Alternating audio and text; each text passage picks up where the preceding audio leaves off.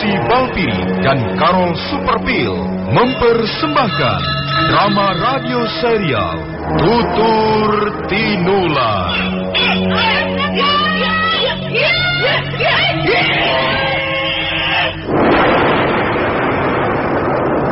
Sebuah drama radio karya S. Tijab dengan latar belakang runtuhnya kerajaan Singasari dan berdirinya kerajaan Majapahit.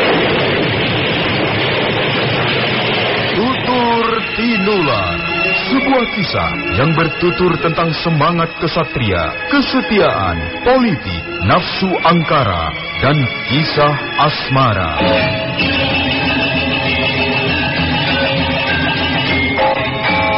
Tutur Tinular.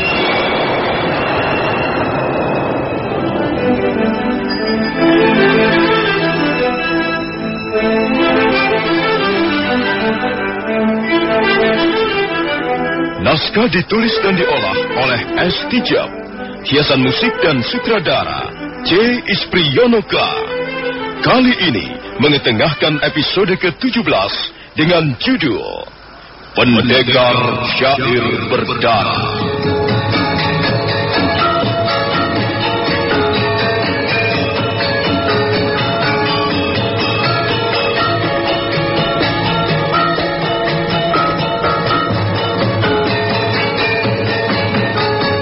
Dalam seri ke-507 ini didukung oleh para pemain Margaret sebagai Dewi Sambi, Edi Juni sebagai Sang Bawang, Tatok sebagai Lawarimbu, dan Asdi Suhastra pembawa cerita. Selamat menikmati.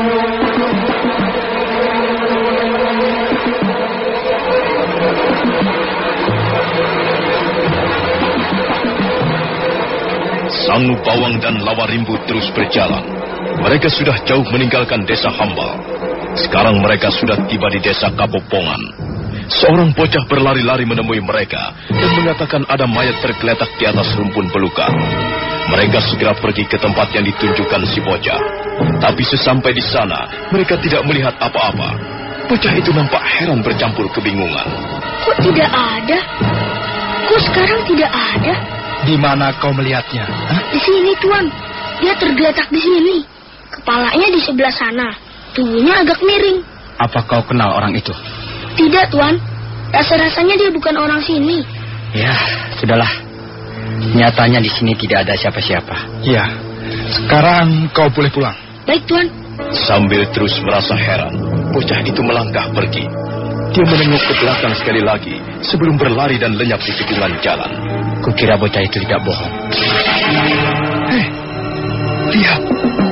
Ada bercak-bercak darah yang mulai mengering. Nah, pasti bocah itu tidak bohong. Kalau begitu, pasti telah ada yang datang kemari dan mengambil mayat itu. Iya, sekarang kita periksa saja keadaan di sekitar tempat ini. Baik, hati-hati. Itu, lihat. Ada tapak kaki menuju ke sana. Kita ikuti saja tapak kaki itu.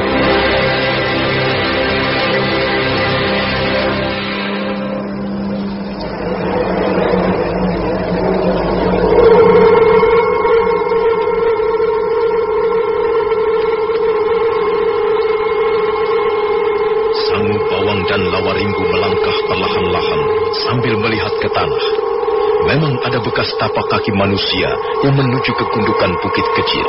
Lawarimbu. Ya. Tapak kaki ini menuju ke sana. Perlu kita teruskan atau tidak? Aku jadi penasaran. Ayo, kita lihat. Aneh sekali Sang Bawang. Hatiku berdebar-debar. Sudahlah. Ayo kita ikuti terus tapak kaki ini. Mereka kembali melangkah setengah mempungkuk karena sambil mengamati tapak kaki itu terus menyusuri jalanan tikus dan akhirnya berhenti di gundukan bukit kecil. Lihat Sang Bawang.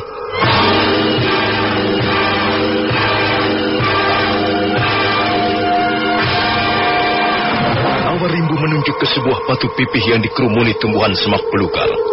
Di atas batu terlentang sesosok tubuh manusia. Dan di sebelahnya, di atas batu yang lain, nampak seorang perempuan tua duduk bersila. Tangan kanannya memegang tongkat dari kayu hutan. Itukah yang kau cari? Nenek siapa? mengapa berada di tempat ini? Loh, kau ini bagaimana? Memang tempatku di sini kok. Setiap hari aku memang di sini. Aku yang harus bertanya mengapa kalian ada di tempat ini, ya kan?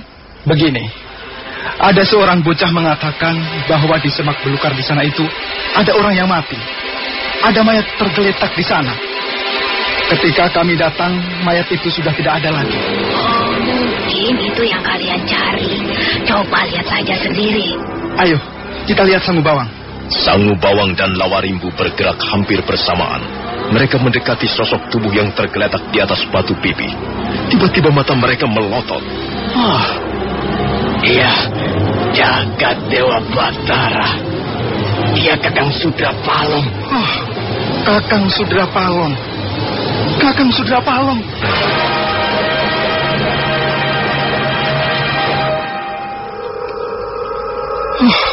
Kakang Sudrapalong. Kami jauh-jauh mencarimu, Kakang. Kami ditugasi guru untuk menyusulmu, Kakang. Tapi... Sudahlah, Lawarimbu. Tidak ada perlunya kita menangis. Kenyataannya memang dia Kakang Sudrapalong. Tapi apa sebenarnya yang telah terjadi? Siapa yang sampai hati membunuh Kakang Sudrapalong dengan cara begitu keji? Iya, mungkin perempuan tua itulah yang membunuhnya, Kakang. Tunggu. Jangan main tuduh begitu. Aku ini justru sudah menolong kalian. Kalian tahu, mayat saudaramu itu tadi memang tergeletak di sana. Di atas rumpun belukar sana itu. Lalu aku melihat ada seekor anjing menjilat-jilat isi perutnya yang terburai keluar. Karena tidak sampai hati, dia lalu kuseret kemari. Begitulah ceritanya. Maafkan kami, Nek. Kami tidak bermaksud menuduh Nenek. Mungkin sahabatku ini tidak dapat mengendalikan hawa nafsunya. Maafkan kami, Nek. Lalu, apakah Nenek tahu siapa orang yang telah membunuh saudara kami ini? Mana aku tahu. Tapi kelihatannya saudaramu itu baru saja berkelahi dengan seseorang. Dan orang itu dapat mengalahkannya sehingga dia bisa membunuhnya. Lihat saja tempat ini, acak-acakan seperti habis dipakai baku hantam. Nenek tidak melihat perkelahian itu? Tidak. Aku melihat saudaramu itu sudah tergeletak di situ. Dan ususnya mau ditarik-tarik anjing. Kasihan sekali kau, Kakang Sudrapalong. Mengapa nasibmu seperti ini? Mengapa kau harus menemui kematianmu dengan cara seperti ini? Lebih baik dia segera kalian bawa pulang. Kalau terlalu lama bisa membusuk di jalan. Iya, benar, Nek. Bagaimana, Lawarimbu? Kita bawa pulang sekarang. Apakah kita akan terus menggotongnya sampai ke lereng Tengger? Kukira kita membutuhkan kuda. Iya, paling tidak 2 ekor kuda. Tapi bagaimana kalau guru nanti bertanya? Kita jawab saja apa adanya. Baiklah, ayo kita angkat Kakang Sudrapalong. Kita bawa ke tepi jalan sana. Biar aku menunggu di jalan sementara kau mencari 2 ekor kuda. Maaf, Nek. Kami akan segera membawanya pulang. Iya, memang sebaiknya. Menghampiri kudanya yang ditambatkan di bawah pohon.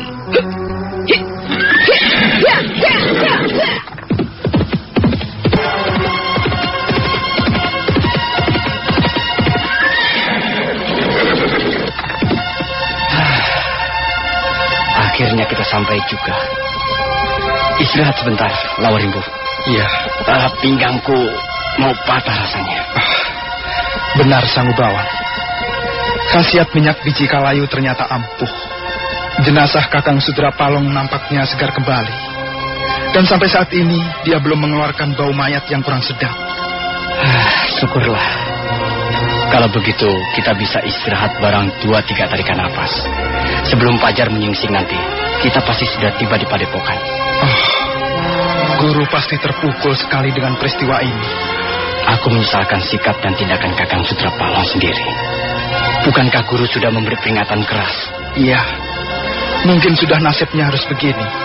Sangu Bawang dan Lawarimbu istirahat di bawah pohon yang banyak tumbuh di sepanjang jalan menuju lereng Gunung Tengger. Lawarimbu memberi kudanya minum. Angin pegunungan yang sejuk membuat Sangu Bawang cepat mengantuk. Sangu Bawang.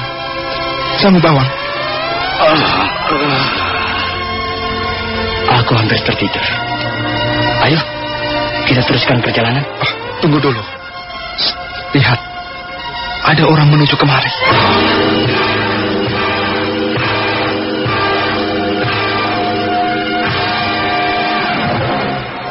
Sang Bawang buru-buru berdiri. Mereka melihat seorang wanita melangkah menghampirinya. Siapa kalian berdua ini? Apa yang kalian kerjakan di tempat ini? Kami murid-murid Padepokan Tengger. Dan kau siapa? Apa kau perlu mengetahui siapa diriku? Sudah, Lawarimbu. Jangan kau layani perempuan itu. Ayo, kita jalan. Kalian boleh jalan. Tapi aku akan menghalangi kalian. Kau jangan membuat perkara dengan kami. Kami mempunyai urusan penting. Kami harus segera menghadap guru. Kalau begitu, kau boleh jalan. Tapi tinggalkan dulu bungkusan itu. Sangu Bawang. Agaknya kita dirampok. Perempuan ini bermaksud merampok kita rupanya. Setan betina. Kau tahu, kami bukan saudagar. Kami tidak membawa sesuatu yang pantas untuk dirampok. Kalau mau merampok, pergilah ke Singasari atau sekalian ke Majapahit. Di sana banyak orang menyimpan harta benda. Aku tidak minta harta benda. Aku hanya menginginkan bungkusan yang kau bawa itu. Perempuan liar. Kau pikir apa isi bungkusan ini, ha? Aku tahu isi bungkusan itu. Bukankah kalian sedang membawa mayat Sudra Palong? Kurang ajar. Perempuan ini rupanya memata-matai kita. Dengar, kalau kau tidak segera pergi, jangan salahkan kami. Aku tidak akan pergi sebelum bungkusan itu kalian tinggalkan di sini. Aneh sekali kau ini. Untuk apa kau menginginkan mayat Kakang Sudra Palong? Akan kulempar ke depan hidung gurumu. Lawarimbu. Mungkin dia inilah yang telah dikerusuhan di Padepokan Tengger. Iya. Pasti dialah orangnya. Jelas. Dia yang membunuh Raja Kitri dan Jawala. Ayo, kita tangkap dia. Sangu Bawang. Kalau melawan, bunuh saja. Murid-murid bodoh. Kalian berdua akan segera menyusul Sudra Palong. Awas Lawarimbu.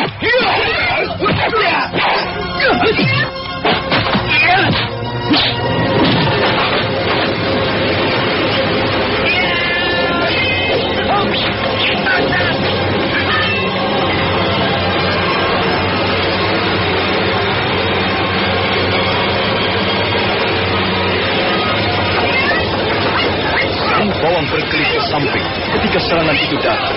Mereka berdua sama sekali tidak menduga bahwa perempuan yang menjadi lawannya mampu bergerak demikian gesitnya.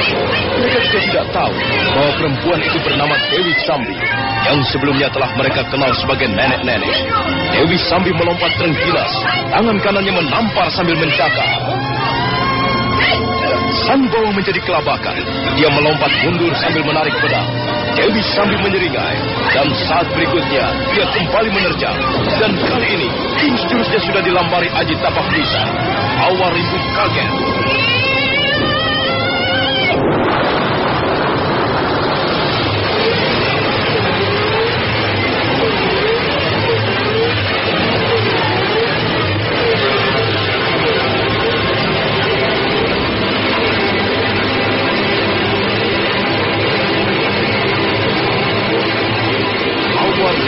Jerit tertahan sambil mendekap dadanya yang hangus.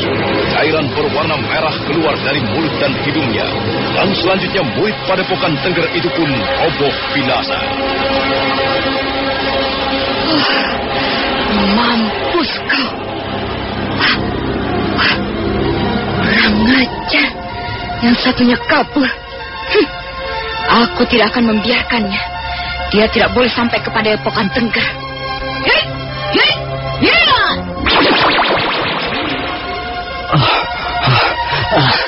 Celaka. Nampaknya Lawarimbu terbunuh.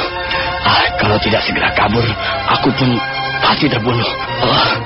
Dan kalau sampai aku ikut terbunuh, tidak ada yang melaporkan hal ini pada guru. Rupanya perempuan itulah yang membuat geger Padepokan Tengger. Apa maksudnya dia berbuat begitu? Siapa dia itu sebenarnya? Aku tidak boleh terlalu lama di tempat ini. Aku harus segera tiba di Padepokan Tengger. Sangu Pawang sudah akan melangkah, tapi dia segera mengurungkan niatnya begitu melihat di hadapannya telah berdiri sesosok tubuh wanita. Ada apa? Takut? Siapa kau ini sebenarnya? Dan apa yang kau inginkan? Oh, suaramu seperti tikus tergencet batu. Aku tidak takut mati. Aku hanya ingin tahu apa sebenarnya yang kau inginkan. Oh, jadi kau ingin tahu? Dengar baik-baik.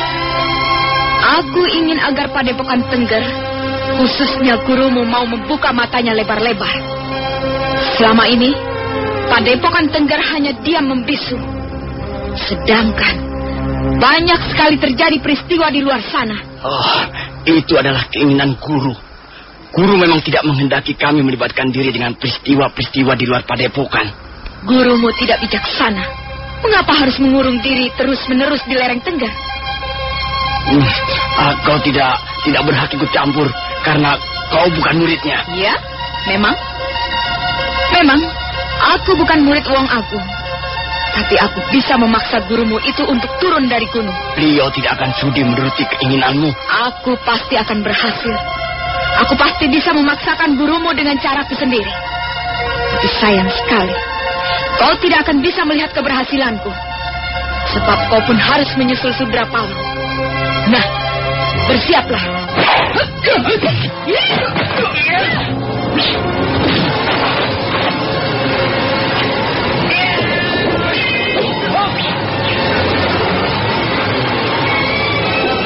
Mitra Karimata, Anda masih menyimak serial Sandiwara Radio Tutur Tinular di 1033 Karimata, Kebanggaan Madura.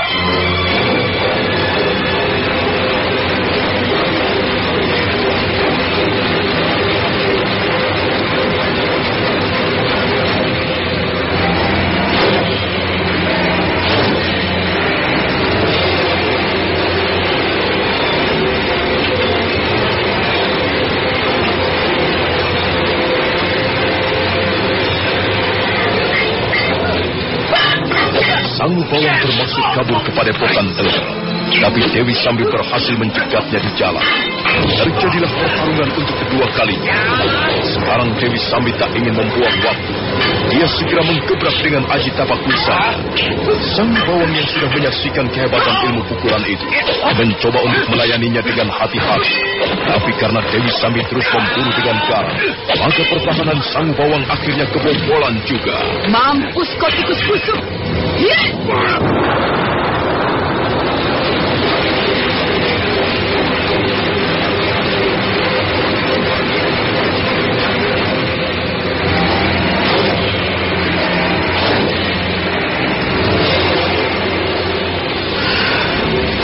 Akhirnya bisa juga kubereskan tikus bodoh ini.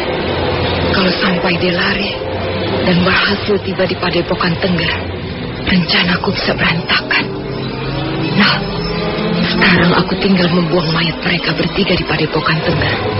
Dan selanjutnya, aku tinggal menunggu Wong Agung turun dari gunung.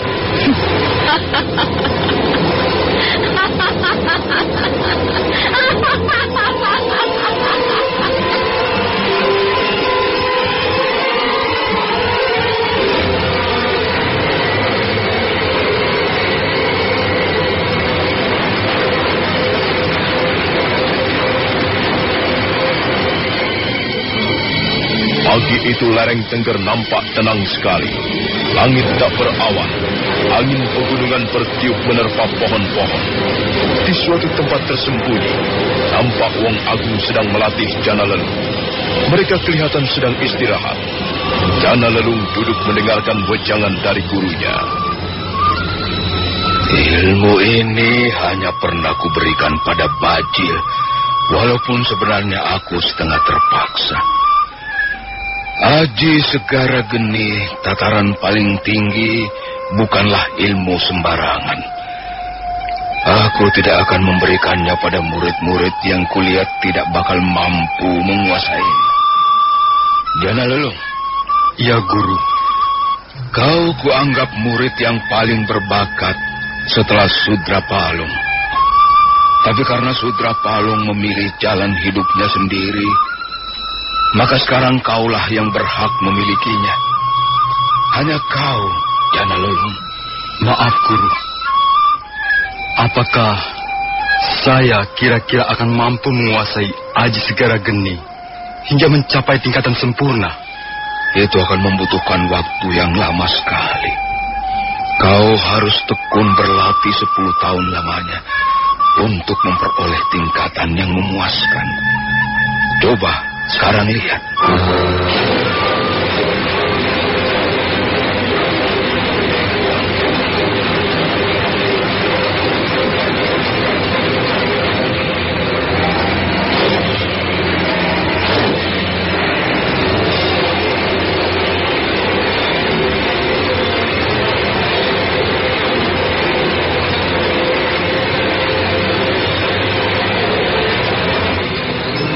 Wong Agung berdiri. Tangannya memungut sebatang kayu hutan jenis paling keras. Pimpinan padepokan Tengger itu menutup kedua matanya sesaat. Kemudian wajahnya berubah menjadi tegang. Tangan-tangannya bergetar. Jana Lelung sampai ternganga keheranan ketika melihat kayu hutan itu mendadak terbakar.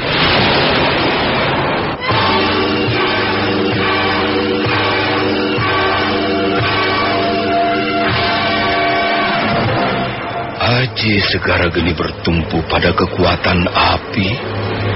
Di dunia ini ada 4 unsur kekuatan. Pertama, air. Kedua, api. Ketiga, angin. Dan terakhir, bumi. Keempat unsur itu selalu saling ingin mempengaruhi. Dan mereka juga saling bergantung satu sama lain. Jika kita ingin mendalami Aji Segara Geni, maka pikiran kita harus dipusatkan pada titik api. Untuk mencapai titik api itulah mantra-mantra itu tadi harus kau kuasai dengan baik. Nah, sekarang coba aku ingin melihat sekali lagi sampai sejauh mana kau bisa menguasai titik api. Ayo, berdiri dan lihat. Itu ada sebongkah batu. Jadikanlah batu itu sasaran pukulanmu. Baik, Guru.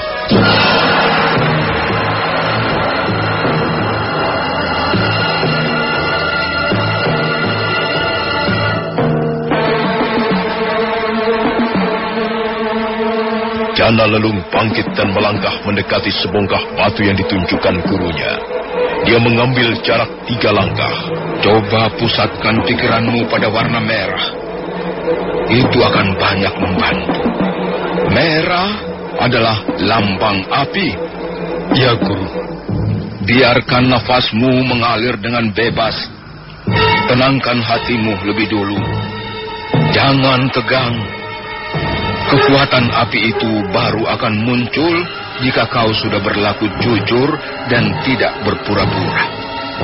Nah, mulailah. Ya, Guru. Jana Lelung mulai membuat persiapan.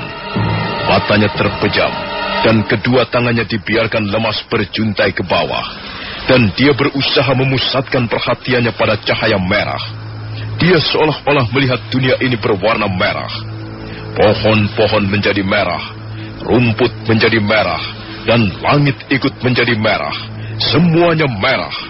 Mendadak dari lautan berwarna merah itu, dia melihat sebuah titik berwarna putih kemilau. Semula titik itu hampir tidak berarti apa-apa. Tapi ternyata titik itu justru menjadi semakin kuat. Dan pada saat berikutnya, Jana Lelung mencoba untuk mengucapkan mantra yang sudah diberikan gurunya.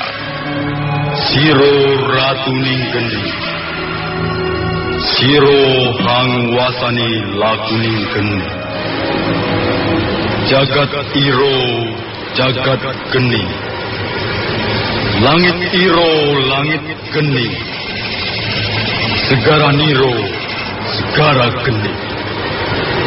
Mendadak Jana Lelung seperti melihat titik berwarna putih kemilau itu pecah terurai. Dan dia merasakan tubuhnya bagaikan terbakar. Kakinya terbakar, tangan-tangannya terbakar, perut, dada, leher, dan rambutnya terbakar. Dan pada saat itulah, Jana Lelung menjerit sambil melemparkan pukulan ke arah batu hitam di hadapannya. Ya!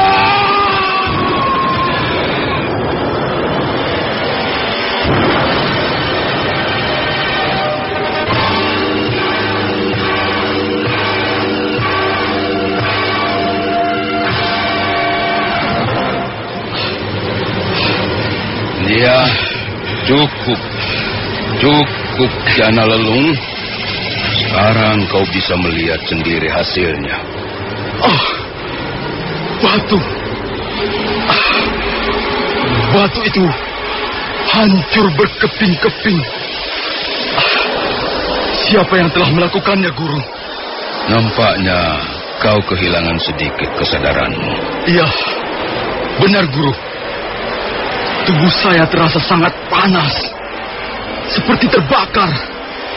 Lalu, saya tidak bisa mengingat lagi dengan jelas apa yang saya lakukan. Lain kali, kau harus dapat mengendalikan dirimu. Tetap saja tenang. Iya, Guru. Lain kali saya akan berlatih lebih baik. Nah, sekarang, ayo, kita kembali ke padepokan. Perutku sudah terasa lapar. Ini memang sudah saatnya makan siang. Ayo, Jana Lelung. Iya, Guru. Silakan.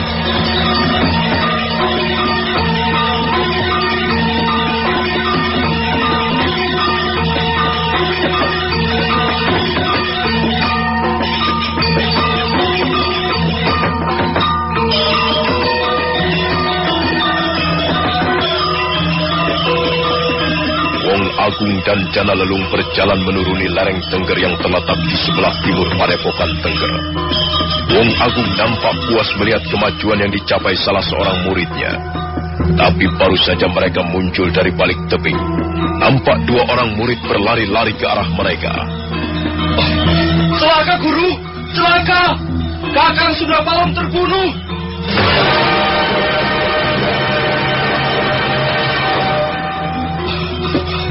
Celaka, Guru. Kakang sudah Palong terbunuh. Tenanglah, tenang. Coba katakan yang jelas. Katakan apa yang telah terjadi. Kakang sudah Palong terbunuh. Saya yang menemukan mayatnya di belakang pondok kediaman Guru. Oh, Guru. Kakang sudah Palong dibunuh secara kejam. Lehernya hampir putus dan isi perutnya terburai keluar. Sudahlah, cukup. Ayo, kita lihat bersama-sama. Wong Agung bergegas melangkah diikuti Jana Lelung dan dua orang muridnya yang lain. Tapi belum sampai mereka menginjak halaman rumah kediaman sang guru, mendadak dari jauh dua orang murid yang lain datang berlari-lari. Guru! Ada pembunuhan! Sang Bawang dan Lawarimu terbunuh! Guru!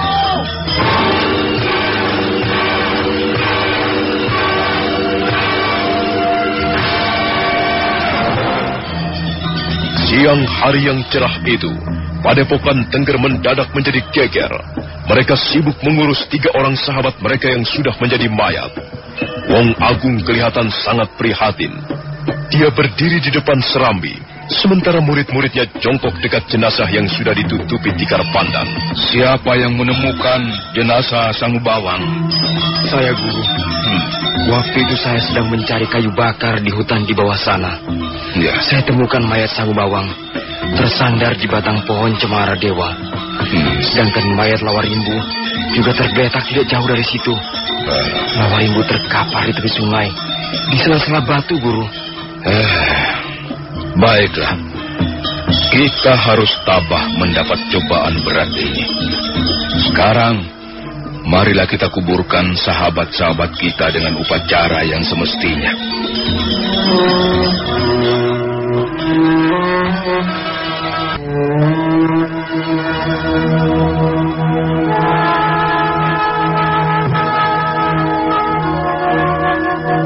Malam harinya, Wong Agung mengumpulkan murid-muridnya di serambi pondok kediamannya. Wajah-wajah mereka masih menunjukkan suasana berkabung yang dalam. Anak-anakku, kita harus terima kenyataan pahit ini.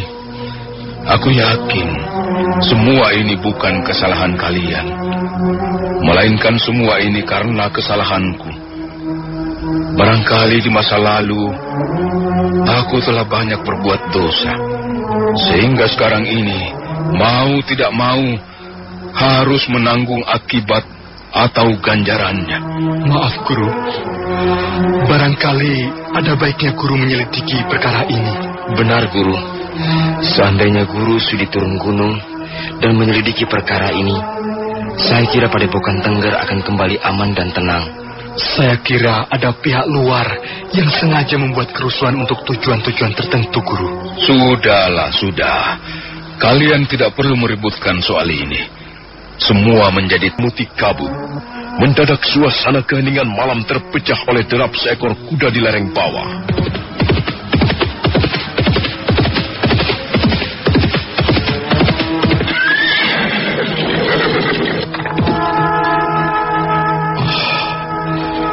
Maaf, Guru. Saya terpaksa melanggar peringatan Guru.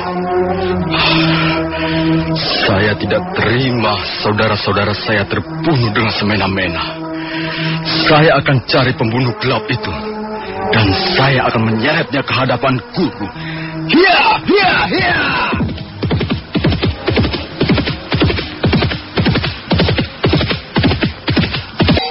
Nampaknya dia tidak mampu lagi mengendalikan dirinya. Darah mudanya terbakar melihat korban-korban pembunuhan di Padepokan Tengger, yang semuanya adalah sahabat-sahabatnya. Dia terus memacu kudanya menuruni lereng. Dia tidak menyadari bahwa di suatu tempat tersembunyi ada sepasang mata menunggu kehadirannya. Hiya, hiya, hiya! Wong Agung itu memang keras kepala. Dia masih juga belum mau turun gunung untuk membalas kematian murid-muridnya. Dan sekarang, dia malah menyuruh muridnya yang lain lagi. Salam sendiri. Mungkin jumlah korban masih perlu ditambah.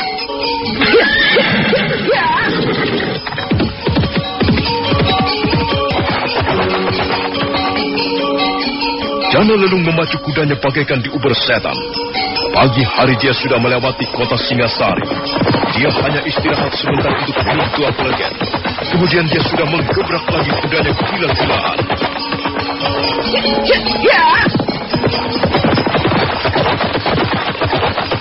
Dia terus berkuda menyusuri jalanan berbatu yang menuju kota Majapahit. Dia sudah selamat melewati desa Hamba, Anyiru dan Kapopongan. Sekarang dia sudah menapak di desa Citrakara. Dia masih juga belum menyadari bahwa dari jarak yang cukup jauh, ada seorang wanita terus mengikutinya sejak meninggalkan kaki Gunung Tengger.